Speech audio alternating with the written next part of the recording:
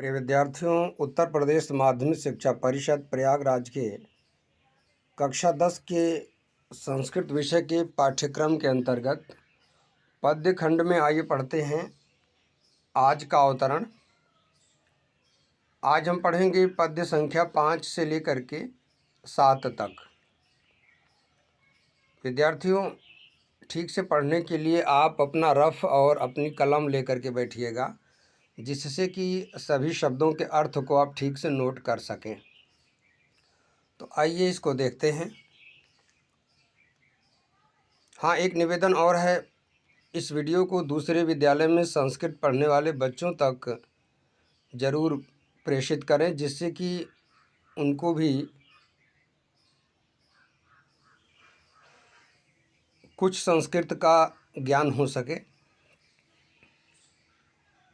अब आइए पढ़ते हैं।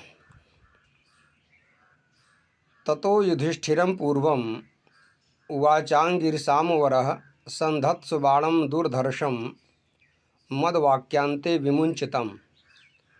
ततो युधिष्ठिरा पूर्वं धनुर्गृह्य परन्तपः तस्थौ भासं समुद्दिश्य गुरुवाक्य प्रणोदितः। ततो विततधन्वानं द्रोणस्तं कुरुनन्दनं स मुहूर्ताद् उवाचेदं वचनं भरतर्षभ। आइए शब्दार्थ देखिएगा। ततः इसके बाद, युधिष्ठिरम युधिष्ठिर से, पूर्वम सबसे पहले, उवाच बोले, अंगिरसाम अंगिरा गोत्र के ब्राह्मणों में वरह श्रेष्ठ, संधत्स्व संधान कीजिए, यानी कि चढ़ाइए, बाणम बाण को, दुर्धर्षम अकाट्य अर्थात अमोघ, मदवाक्यांते मेरे कहने के साथ, विमुंच छोड़ दीजिए, तम उस बाण को।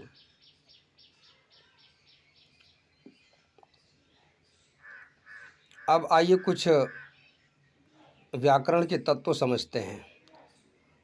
ततः धन युधिष्ठिरम को जोड़ने पर ततो युधिष्ठिरम शब्द बनता है। यहाँ पर विसर्ग संधि की गई है। पूर्वम धन उवाच धन अंगिरसाम वराह, उवाच धन अंगिरसाम, यहाँ पर दीर्घ स्वर संधि की गई है, जिसका सूत्र है अकः सवर्णे दीर्घः। वराह श्रेष्ठ, संधत्स्व संधान कीजिए, यानी कि चढ़ाइए।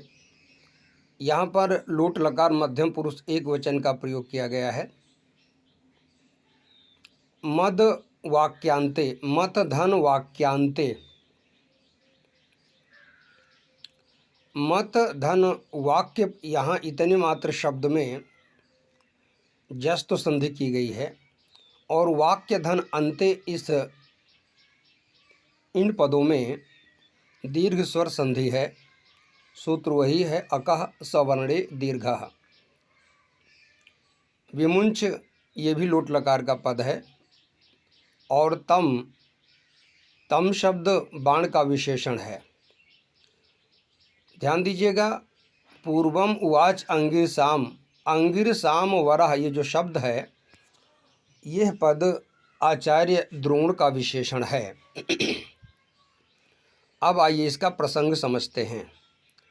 प्रस्तुत पद्यांश में आचार्य द्रोण द्वारा लक्ष्य वेध के लिए सबसे पहले युधिष्ठिर को निर्देश दिए जाने का वर्णन किया गया है। हिंदी अनुवाद। इसके बाद अंगिरा गोत्र के ब्राह्मणों में श्रेष्ठ आचार्य द्रोण सबसे पहले युधिष्ठिर से बोले,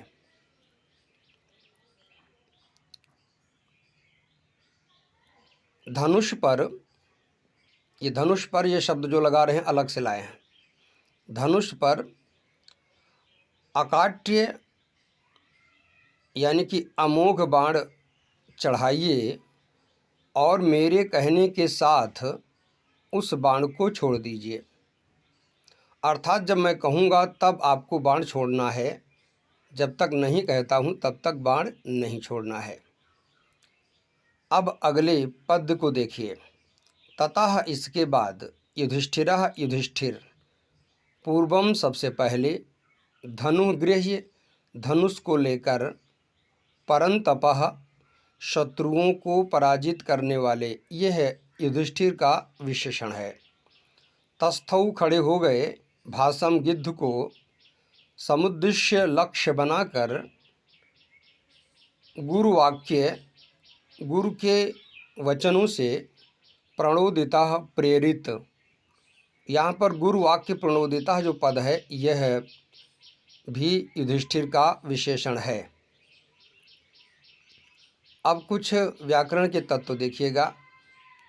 युधिष्ठिरा पद में तत्पुरुष समास का प्रयोग किया गया है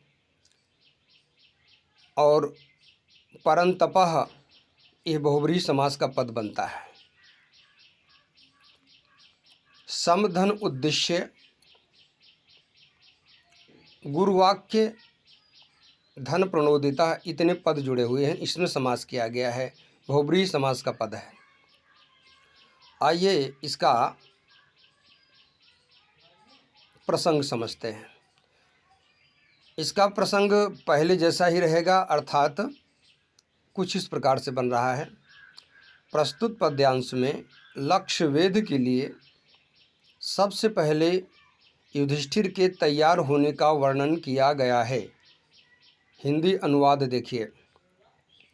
इसके बाद गुरु के वचनों से प्रेरित शत्रुओं को पराजित करने वाले युधिष्ठिर सबसे पहले धनुष लेकर उस गिद्ध को लक्ष्य बनाकर खड़े हो गए। अब अगला पद देखिए। ततः इसके बाद वितत धनवानम धनुष को खींचे हुए, अर्थात धनुष पर बाण चढ़ाए हुए, द्रोणः आचार्य द्रोण तम उस युधिष्ठिर से कुरुनंदनम कुरुवंश के राजकुमार, ये भी युधिष्ठिर का विशेषण है। सह वह आचार्य द्रोण मुहूर्तात कुछ क्षण पश्चात उवाच बोले, इदम इस प्रकार के वचन को भरतर्षभः आचार्यों में श्रेष्ठ, ये भरतर्षभ जो पद है यह आचार्य द्रोण का विशेषण है और सह पद भी आचार्य द्रोण का ही विशेषण है। आइए कुछ व्याकरण के तत्व समझते हैं। ततो धन वितत धनवानम इतने में विसर्ग संधि की गई है। द्रोणा धनतम यहाँ पर भी विसर्ग संधि है। मुहूर्तात धन उवाच यहाँ पर जस्तो संधि की गई है। उवाच धन इदम इतने पद में गुण स्वर संधि है और भरत धन ऋषभ यहाँ पर भी गुण स्वर संधि है। गुण संधि का जो सूत्र है कक्षा 9 में आप पढ़ चुके हैं, आद गुणा। अब इसका हम अनुवाद देखते हैं। प्रसंग समझिए। सबसे पहले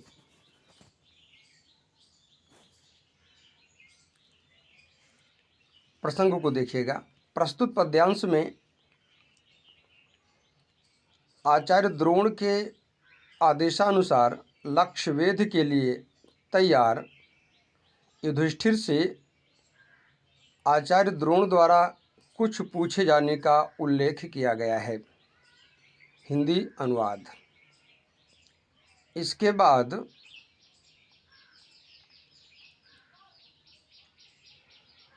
आचार्यों में श्रेष्ठ वह आचार्य द्रोण धनुष को गोलाई में खींचे हुए, अर्थात धनुष पर बाण चढ़ाए हुए कुरुवंश के राजकुमार उस युधिष्ठिर से कुछ क्षण पश्चात यानी कि कुछ समय के बाद इस प्रकार के वचन बोले। विद्यार्थियों, आज यहीं तक। शुभम भूयात। एक निवेदन करेंगे, किसी प्रकार की असुविधा होती है तो आप कमेंट ज़रूर कीजिए,